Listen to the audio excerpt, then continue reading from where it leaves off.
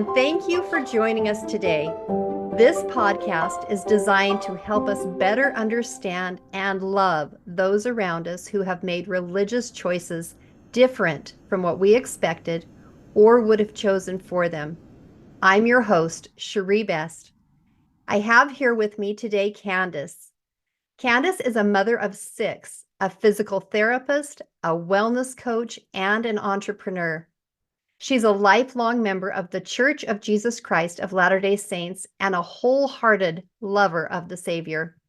She told me earlier that she is grateful for the opportunity to share some of her struggles and the enlightenment she has gleaned from them. Welcome, Candice. Thank you. I'm so honored to be here. Awesome. Well, let's just start out by if you would just share some of your story. Tell us why you're here and what your story is. What struggle have you come through? Sure. So, as you said, I have 6 kids, and my oldest daughter was my very first experience with a teenager. And I love babies. Absolutely love babies, and I love toddlers, and I love all of that. But then, you love them, they love you. You can deal with a little bit of a tantrum. You can figure out consequences. You can put them in timeout. But there's always a give and take, right? And I'm always in the one that is the authority figure when they're little. But that shifts. And as our kids become teenagers, a shift has to happen in the way that we parent. And when my daughter became a teenager, I didn't know how to do this. And I messed up a few times. And it was hard because I thought I was supposed to control her. I thought I was supposed to tell her what to do and she would do those things. And I thought that it was supposed to look a certain way. And when it didn't look a certain way, I made it mean really hard things about myself. I made it mean that I was a bad mom. I made it mean that I was a bad disciple of Christ. I made it mean that I was failing. And that was devastating. And through that process, I have come to understand so much. In fact, I feel like God has blessed me immeasurably with insights and knowledge and understanding. And what I have learned, I desire to share with other moms, because the way that we were raised is not the way that we're able to raise our children. The children that are sent to the earth at this time have to be stubborn because they have to have that strength to do what's right no matter what. And sometimes they don't understand what's right yet, but they still have that stubbornness. And the way we parent has to be different than the way our parents parented. And I heard a quote once that said, the kids that stir us up are the ones that were meant to wake us up. And Love that. I believe that's true. That is truly what my oldest helped me to wake up. So what kinds of things happened that were hard for you? And how did you interpret those? What did you make that mean for you? Yes. So I'll start back in middle school even, or maybe even elementary school. I was in charge of a jump rope club, and I did this jump rope club specifically for my daughter because we had just moved. I didn't see her having the friend group that she hoped and wanted. I saw her sitting on the couch doing nothing, having no activity, and I could tell that she was getting lethargic and bigger than she wanted to be and not engaging in the things that used to bring her joy. So I decided to do this jump rope club. I had seen it done in another school, and I thought, why not? It will get her out of bed in the morning. It will give her something exciting to do. It will help her get more athleticism. It will give her a place to exercise. So I created this jump rope club, and truly I did it for my daughter. And it was wonderful and fun. And in this jump rope club, I was asked to pick up a friend of hers. And so I would every morning pick up this friend and bring her to jump rope club with us. And this friend was not nice. She was not grateful. She was not appreciative. She treated my daughter poorly. And I decided that I was going to make an intervention. And looking back, I should have just let it be. I should have let my daughter fight her own battles And I should have just allowed what was happening to happen and let it play out in a way that I could support my daughter and help her, but not be the one to step in. But I was naive and I stepped in and I talked to this other girl's mom and I said, your daughter, I can't remember exactly how it went, but I basically told her that her daughter was being very cruel to my daughter, and I wasn't really interested in giving her a ride to jump rope club if she wasn't going to treat my daughter nicely. And this ended up having repercussions for my daughter at school. This girl ended up being one that we were new to the community, and this girl had a whole group of friends that has been together since they were young. And anyway, it segregated my daughter, and it was not the right thing for me to do. And she blamed me for that, for stepping in when I shouldn't. So that was one place where I know that I messed up, and looking back, I know what to do differently. And there were But more. we Do you all want have me to to? go through that, right? Before we don't know what we are doing wrong until we do it wrong. We have to learn from our mistakes. And your mama heart just wants everyone to get along. And your Yeah. mama heart just sees people treating your daughter wrong, and the mama bear comes out and wants to protect that baby. And I've learned now that it is so powerful to help my daughter fight her own battles and not be the one that does the interfering. So that was one where I showed up not great.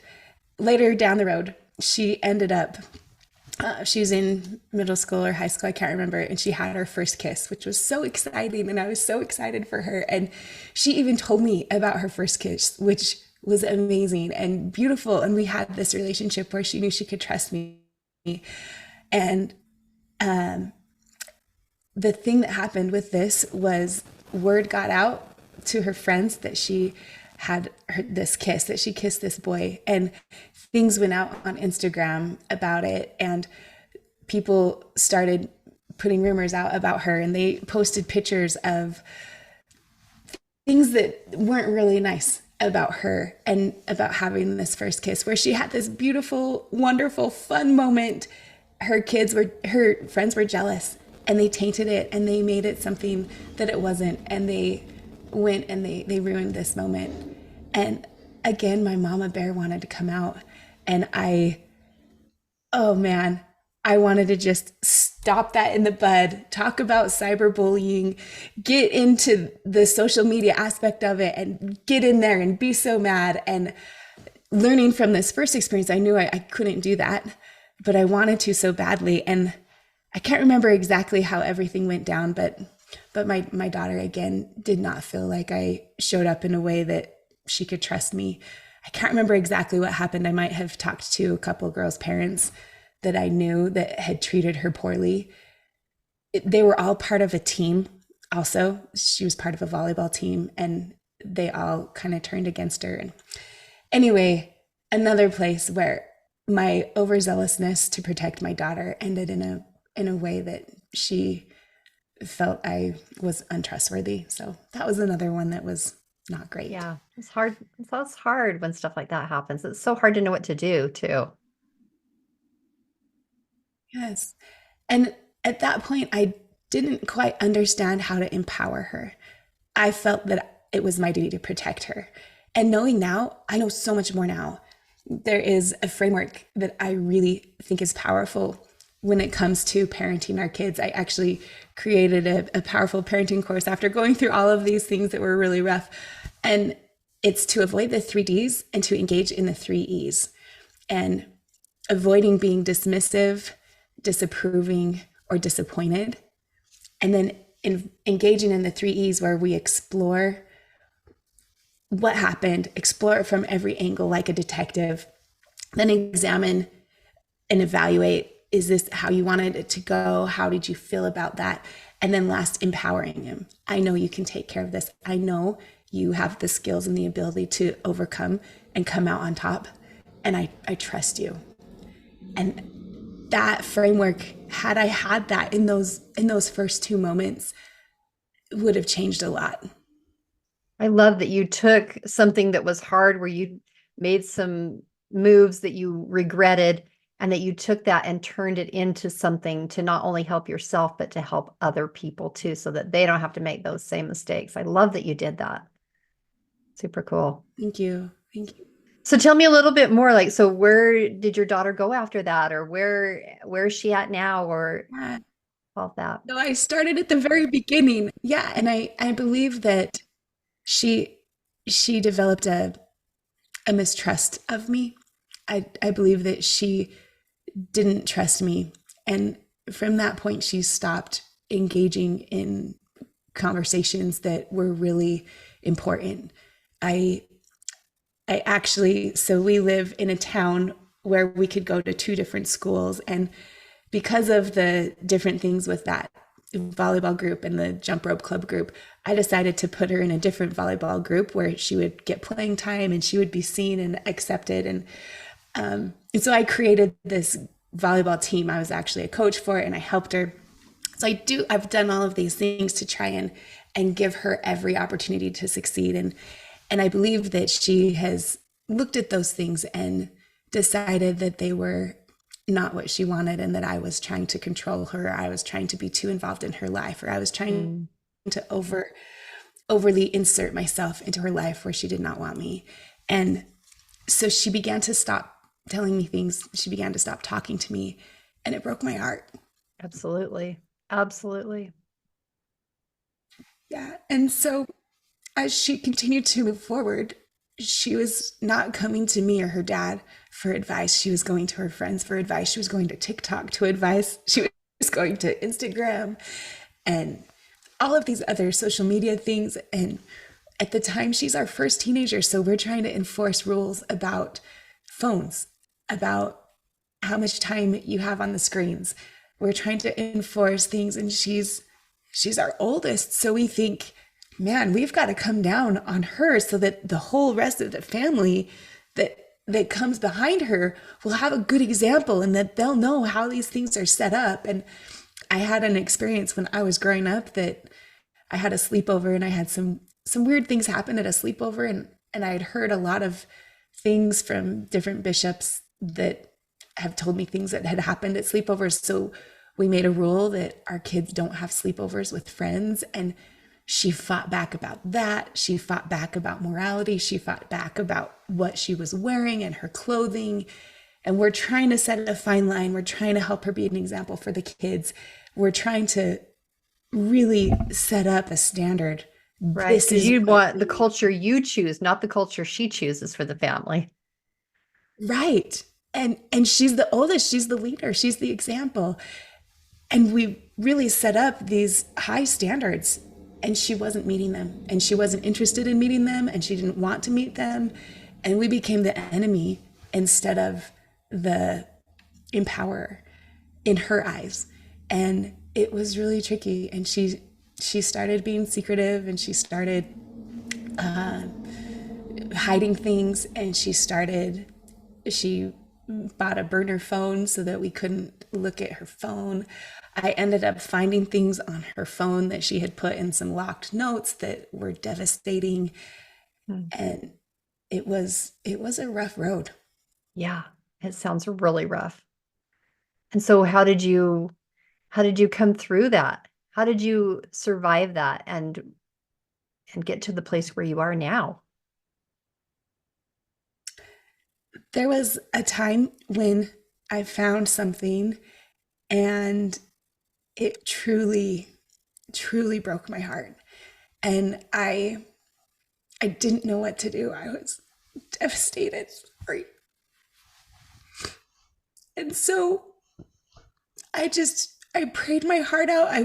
We had a treadmill in the basement, and I ran on that treadmill for like 2 hours. Cried my eye out. I didn't know what to do. It felt so bad. I felt like it was on me. And I hit a rock bottom with her. And from this place, I felt like an energetic tie be severed. And I don't know if that makes any sense with you, but it was like I gave all of those cords that connected me to my daughter to Christ. and I let go. Wow. And I said, I'm so sorry. I cannot control her. I cannot make her do what's right. And I'm not supposed to. That's the devil's plan, is to force them into righteousness. And that's not God's plan.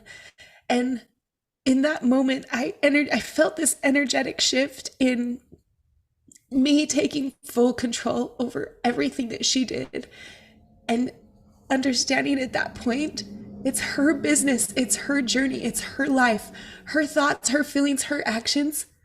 Those belong to her, and it's not mine. And they don't mean anything about me either. All I can do is show up in alignment with my best self. All I can do is give my very best to her and love her no matter what and even if. And at that point, she's Christ's. And she was God's way before she was mine. And that night, I really 100% gave all control back to my Savior. Wow. And since you did that, has that been a permanent shift for you? Have you been able to stay in that place?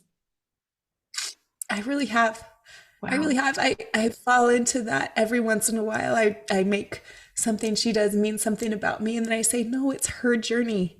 And because I became a life coach, a wellness coach, I've learned so much about how to manage my thoughts and my feelings and my actions. I understand so much more about God's business, our business, and other people's business. And I've come to understand so clearly what's mine to own, the how what I can control and what I can't control, and truly what I am accountable for and not accountable for, even with my stewardships.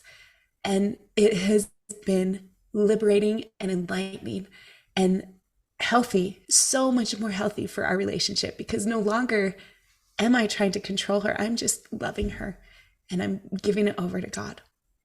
Have you noticed a shift in her since you have made that shift, or since you energetically gave that to God?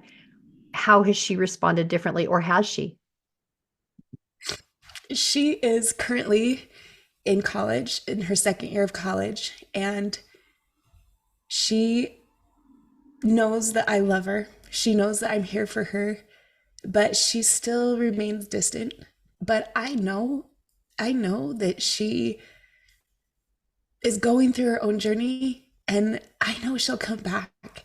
I know that she knows my love for her is unconditional, and Yeah. when she's ready to invite me into her life, I'll be ready.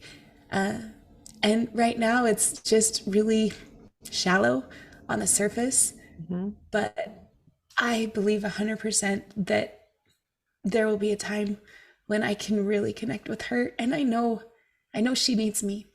Yeah. I feel like I'm a safe place for her to blame. I know that sounds horrible, Yes.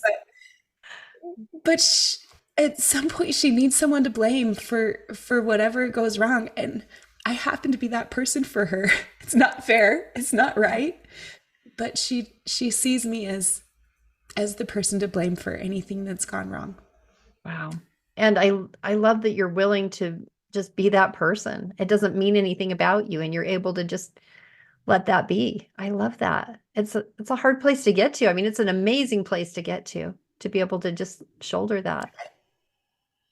And I think it's I don't take it on. I know what's true and I know what's not true. Right. I allow her her journey, and I allow her to have whatever she believes, but I also don't allow her to treat me crappy, right? There are still standards, and she still does need to treat me like a human being, but I know in her heart she blames me for everything, and at some point she'll be able to see it.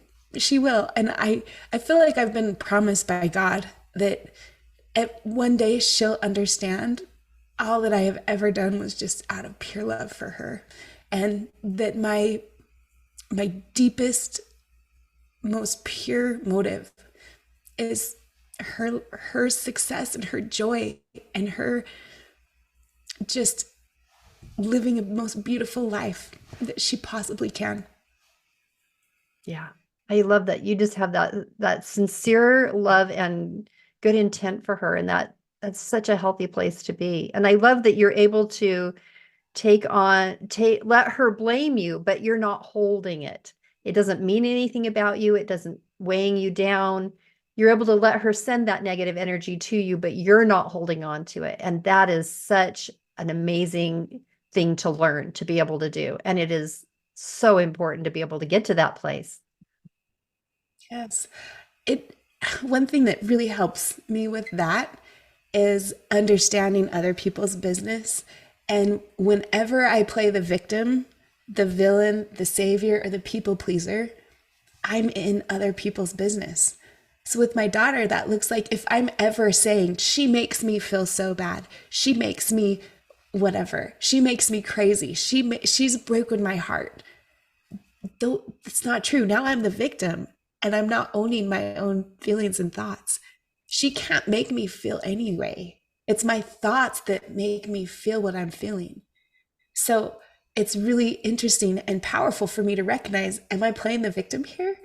Because now I'm in her business. I'm trying to control, and it's not my business. And she can't make me feel that way.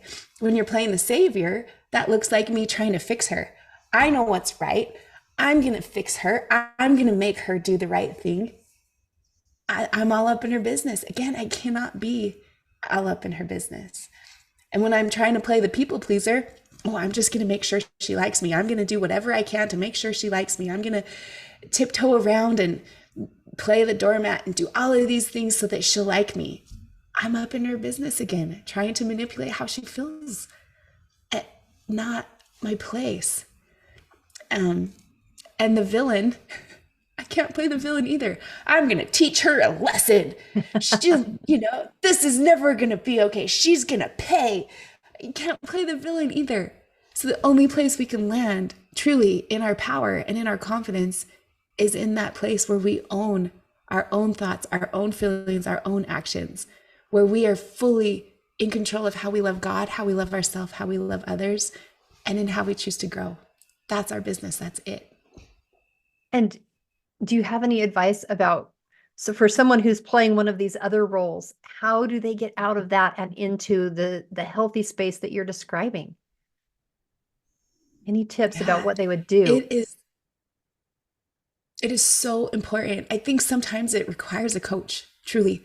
I think it requires someone to help you see that your thoughts aren't facts, to someone to help you to understand the way you're thinking is creating a result that is not serving you. For me to think my daughter hates me, which was one of my automatic negative thoughts, she hates me.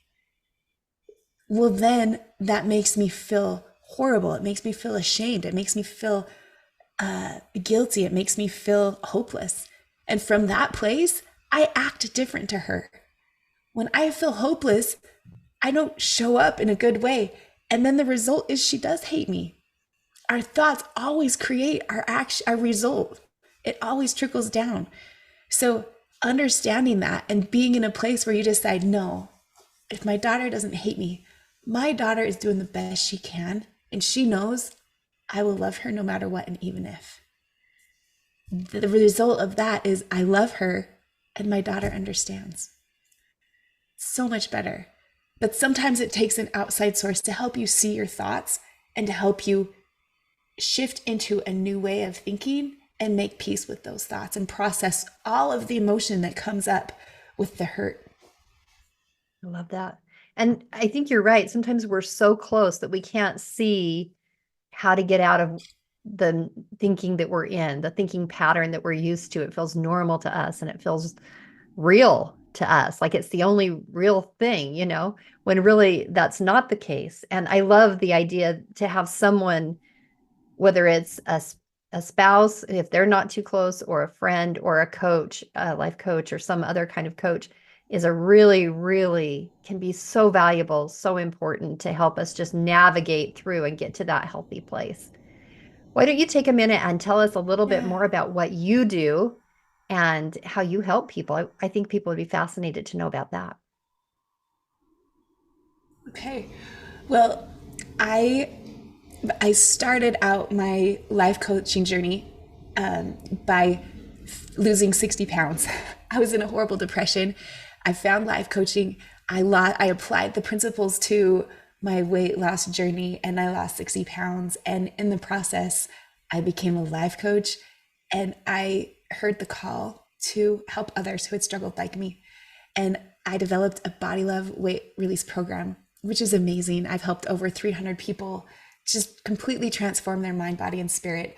I'm a physical therapist, so I know a lot about the body. And then when I became a life coach through cognitive behavioral therapy, I became amazingly understanding about the mind. And through my intense connection with Christ and my Savior and growing up, I have this powerful spirit connection. So what I teach is how to live with a mind firmly aligned, a body purposefully loved, and a spirit powerfully accessed. And as I had success with my body love program, I created a Conquering Confidence course. A lot of the women that went through my body love program wanted me to help their daughters, but they didn't want it focused on weight. They wanted me to teach the principles in another way. And after almost getting hit in the head with the 2x4 from God, like, you have to, it's time to do this. I got out of my comfort zone and created another course there. And then after I went through all of this heartache with my daughter and I came out on the other side and I was able to reflect on all the ways that I had messed up and all the ways that I had done it wrong, not on purpose, just naively. I knew that there was something that I needed to do for other parents, again, who like me had struggled so hard, loving and connecting and finding a way to parent their kids. So then I created a powerful parenting course, and that has truly been amazing. Oh, wonderful. If anybody out there is interested in connecting with Candice on a deeper level and taking one of her courses or doing some coaching with her, I'm going to put her contact information down in the show notes. So look there for that. And Candice, thank you so much for joining us today and for being willing to be vulnerable and share your story with us. Are there any last words that you have that you'd want to share with everybody? Yeah, there are. I want to express the difference between transactional love and transformational love. And I believe this is one of the most important things I learned from going through this struggle. Transactional love is you do this and I do this. You show up right, I will love you. You do all of these things that are in alignment with what I hope, and then you get all of my love and attention and support. You don't, then you're done, right? That's transactional love. But transformational love is like what the Savior showed us. It's not about checking boxes. It's not about doing all the things. It's about truly loving and supporting the person, regardless of how they're showing up. And this transformational love, which offers grace, right? Where when they deserve it the least, we give it the most. When they break our heart and we love them anyway. That transformational love, that is what shifts everything. That is what changes behavior. That is what truly, in the long run, will allow us to have beautiful, everlasting, eternal relationships with our kids. Oh, I love that so much. That's so beautiful. And just, I love that idea of transformational love, that you're truly looking on the heart and not at the actions, because that is truly what Christ does. And I love that you just taught us that difference between those two kinds of love. It's so beautiful. Thank you so much for that. Thank you. All right. Thank you for everyone for joining us on this journey to understand and love those around us. If you have a story to share on how you got to a place of acceptance and love, click on the link in the show notes to apply to be on this podcast. You never know who might need to hear your journey. If you found this podcast valuable, please give us a great rating and leave a review. And please join us again next time for another episode of Just Love Them.